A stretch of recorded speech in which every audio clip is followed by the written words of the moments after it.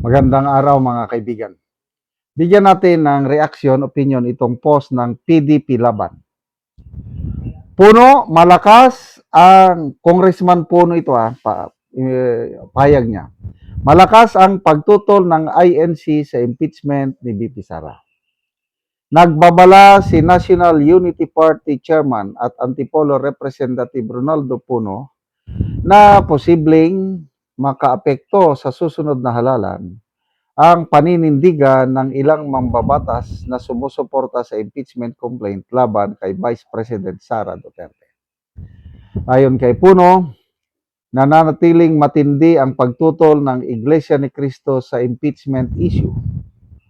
Bagay na umano'y may malaking impluensya sa ilang distrito sa bansa kung saan mataas ang bilang ng mga botanting miyembro ng simbahan. Sinabi rin niya na mahigit 30 miyembro ng NUP na umano'y pumapabor sa pag-adapt ng impeachment complaint, posibleng kalahati nito ang seryosong maapektuhan sa susunod na eleksyon kung itutuloy nila ang kanilang yes vote. Binigyan diin ni Puno na may mahalagang boses ang INC sa mga distritong may malaking bilang ng kanilang mga miyembro, lalo na sa usaping may malaking epekto sa pambansang politika. Ito yung exact statement ni Congressman Puno. As you know, the Iglesia ni Cristo has a very strong position about this matter and it continues to be there. There are many districts where there is a very high percentage of voters from the church. The INC, of course, have an important voice also in their district. Of the more than 30 NUP members that are already voting yes, I would say at least half of those are going to be seriously affected in the next election if they continue to vote yes. Sige, mag-isip kayong maigi, mga honorable solons o kongresista. Konsensya ba?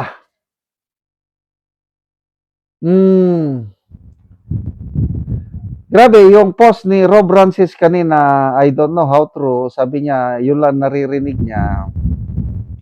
Bawat kongresista daw na boboto ng yes, meron ng assured 200 million infrastructure projects. Labas pa dyan yung 3 million per month na allowance.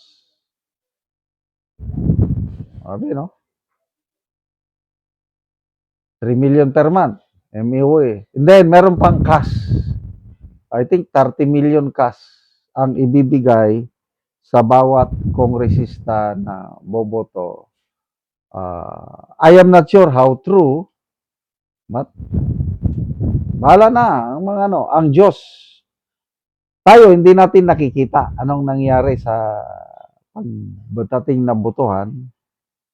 Kaya lang marami ang nagsasabi, yung Billionaire News channel nagbalita na niya na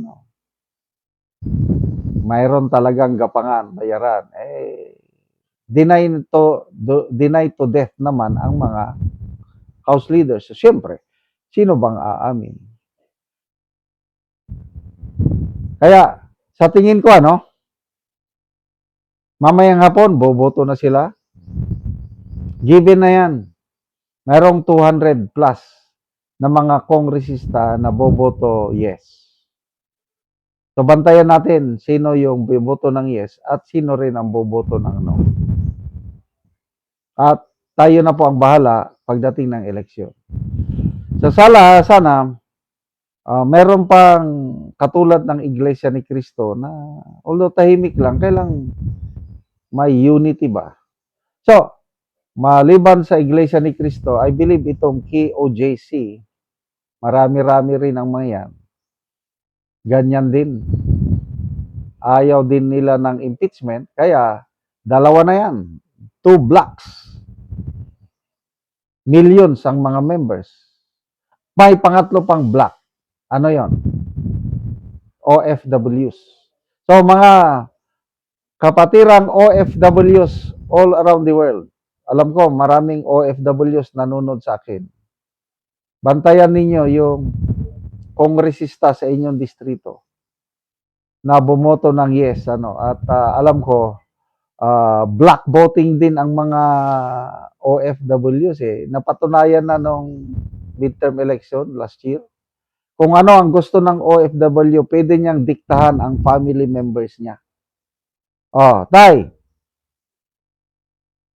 boto mo itong gusto ko, Duterte, PDP laban o stop ang allowance? Ganun lang. Siyempre, allowance! Sige na, boto ko. Ganon yun. Black voting ang OFWs.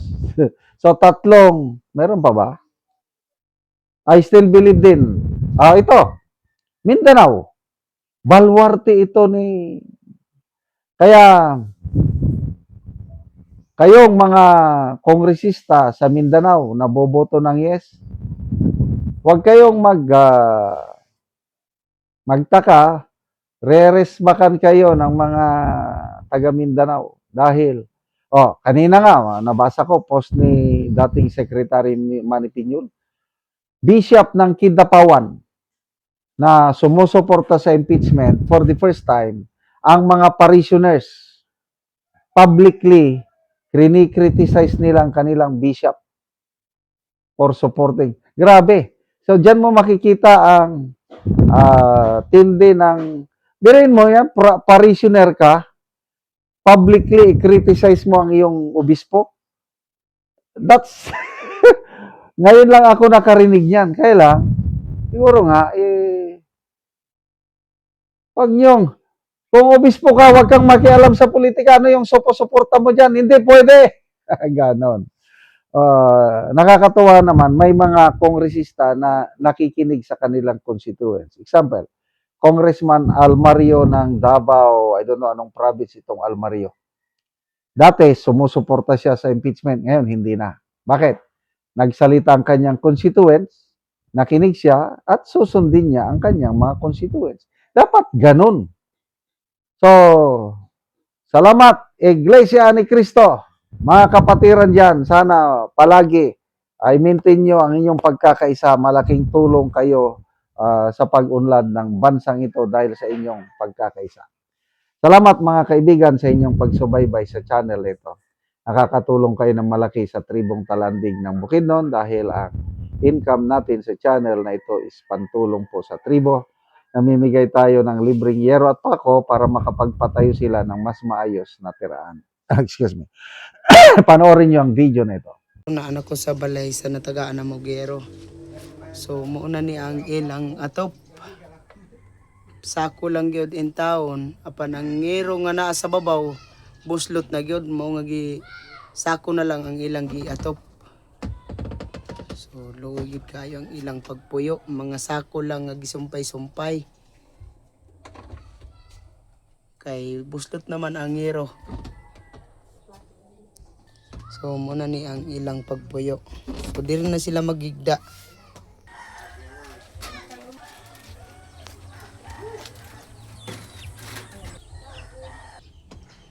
O karon te pila na ni katuig ang inyong balay nga sako lang gyud in taon ang gipang butang kay ang inyong ngero buslot na.